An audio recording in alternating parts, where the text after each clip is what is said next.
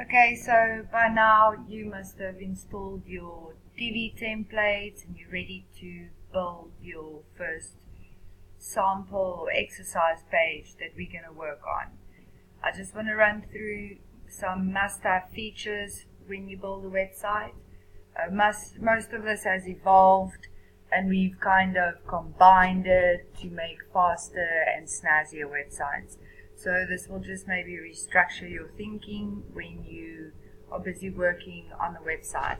I've chosen this tutorial because we are going to work on local businesses in our areas and not hit on corporate companies and major big websites.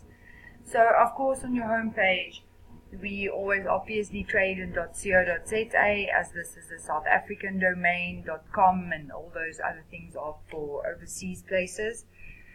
Your domain name must display exactly what you are doing and usually include your company name. At the top we always add a logo, sometimes no logo, depends on the look and feel, a cell phone number, and lately we add the owner's email address. It's easy to track what inquiries comes from where, and it's nice if it lands in the owner's inbox. Your main menu would always differ. You'll have sub pages. It's very nice to always just stick it to the top and it can display there whenever somebody wants to bounce off your website. Their eyes maybe catch the blog if they'd like to read that, or if they were curious about the services you deliver. So keep your menu sticky at the top so it always displays as you scroll down. Your heading, always a very catchy heading. On IR Insights, for example, we used "How can we help you?" I'll refer to the website now and just run through our example site and explain why I did certain things the way I did. So you always have a heading. We don't usually use your company's name anymore, as they've already Googled you and seen your company name about 10 times before they actually get to your website. So we need to catch them with a nice heading and a phrase. Here you use short blurbs of services that you offer, anything that you want to catch them. Sign up now, free, click here, anything you can link in there. Depends on what your client wants. And then it's very nice to obviously have an image in the first section of the website that the person that searches see. And then you always have a call to action. Sometimes if you have enough content you leave out this call to action. So over here you can see I've added you can just phone, and I've added the email address and then the social media links. If they are active on social media you click on there. If they're not active you leave this out. So on your home page I've combined your banner image and the blurbs of texts and your tagline into one, as you can see here. Your company name is there. You can always take it out or leave it for now. I just left it there as we're trying to get this logo recognized on the internet.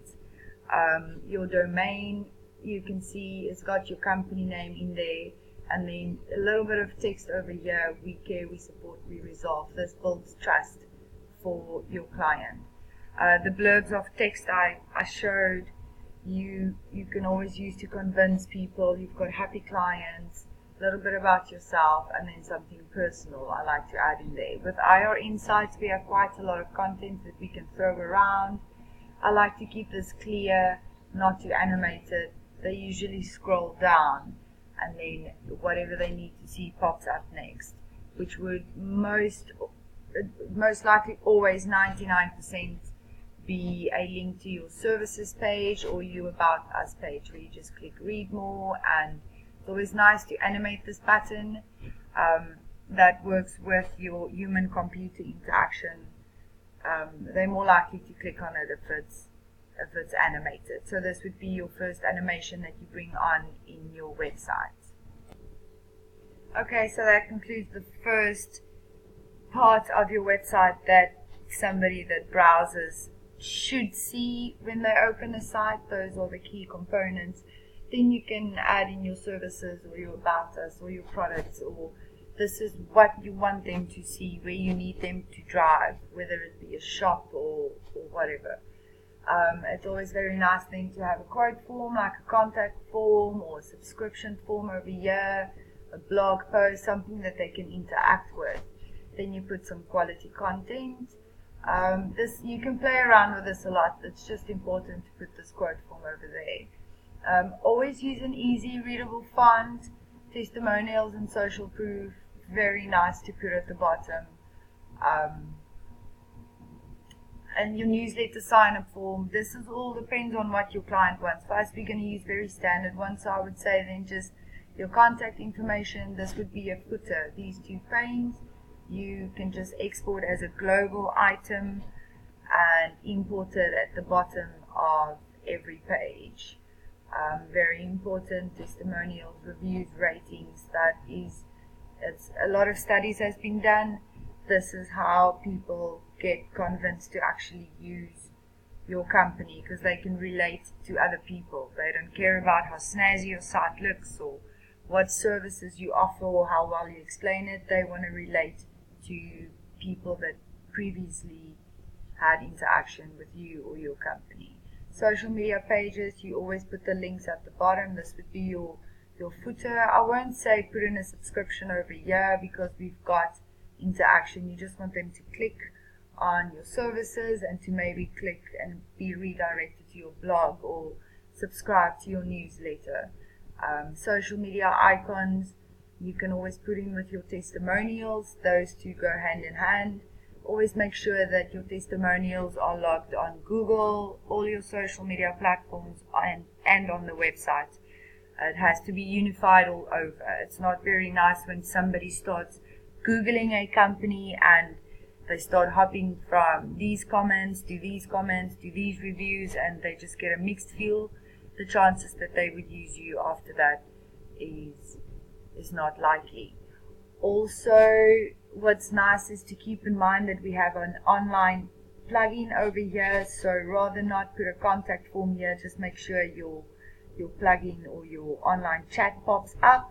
Then that serves as your contact me or your subscription. Then I don't put any forms on the page.